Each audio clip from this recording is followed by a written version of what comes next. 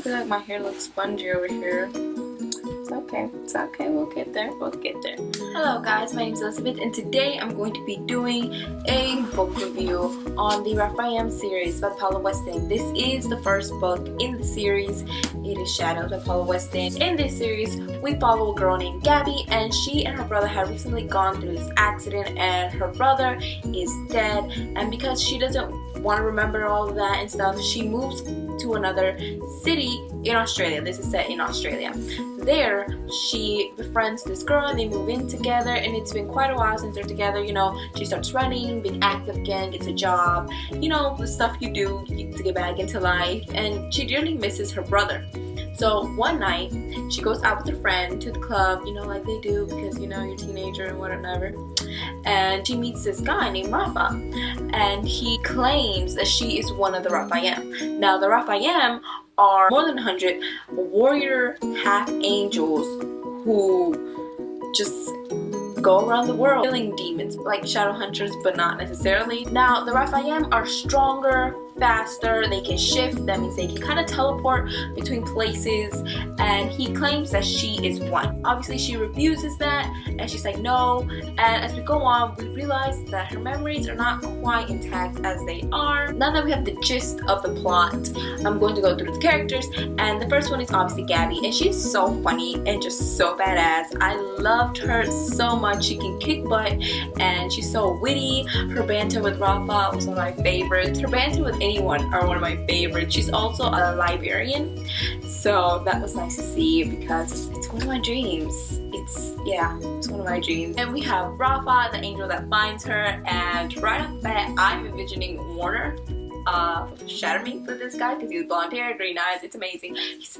glorious, so beautiful, and he's also very witty and also badass. He can kick butt. And the Raphael, the 100 so members who are half angel, out of all of them, these two were claimed to be the best warriors, so that's saying anything.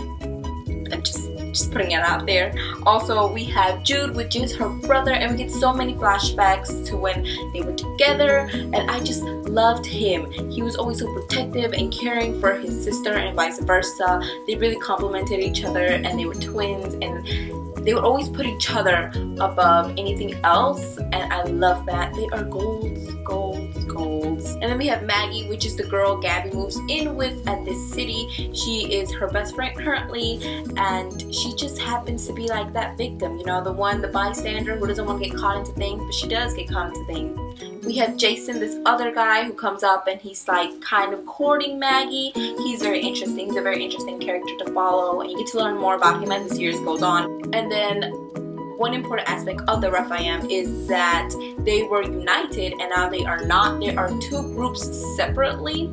So they all used to live in the sanctuary, which was in Italy, and they would train and sleep and go out on missions there.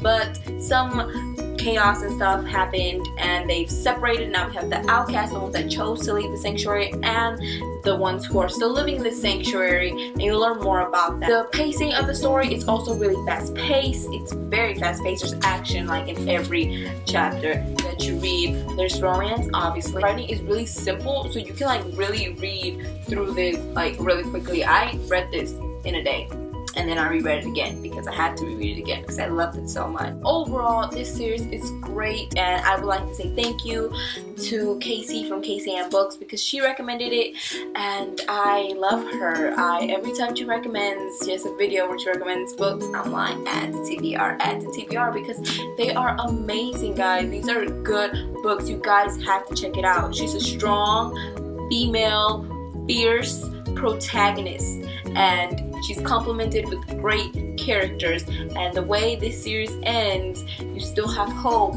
It ends pretty wrapped up, but there's still chance that Paula Weston might come back and write more in this world, and that is amazing. And that is the only reason I didn't cry the last book, because I was going to cry. I cry when the series ends, and I love them. If they're my babies, I will cry. Those are my non-spoilery thoughts. Right now, what I'm going to do is I'm going to go into spoilers. So for anyone who has read this, it's not really known, so I don't think a lot of people have read it, but the people who have read it, if you have read it, please stay. And if you haven't read it, you should go and order the first one if you like it, and then order the rest. And you know what? You're gonna like it. Just order all of them. One thing I forgot to mention about Rafa and Gabby's character that I really loved. I really loved that they are really hard exterior characters, but with each other they're so fragile, so vulnerable. It's so beautiful to see. Also, it was beautiful because they were like equally matched. Like, I love their relationship. I love how Rafa is his best friend was Jude. They are perfect. Jude is definitely the buffer for them because they are both headstrong, very headstrong characters. If you guys intend to read this, please let me know down below. If you guys have read it, please let me know down below. Okay, so now we're into spoilers, and in the spoilery section, I just want to say Rafa and Gabby are life, right? Obviously, I said that in the other section as well.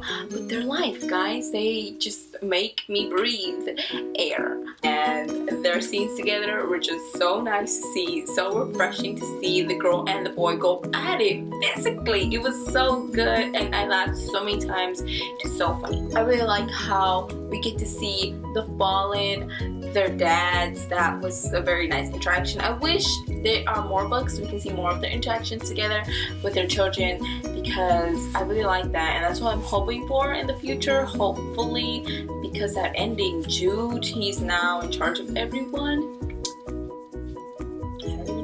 I don't even know. And he's courting Daisy, he's going after her. You could tell, and it's so sad because it took him so long to go after her. He left the sanctuary, and it was all pride based. Like, Gabby didn't leave because she didn't want people to make fun of her and the Maya and the Rafa situation and pride.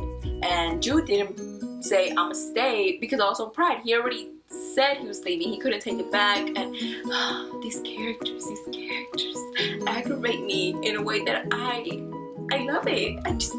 Do you ever guys get that? And then we have Daniel and Jess, and they're going to be a thing. Yeah, they're going to be a thing. Also happy he finally defied the rules of the sanctuary and came to their aid when he did.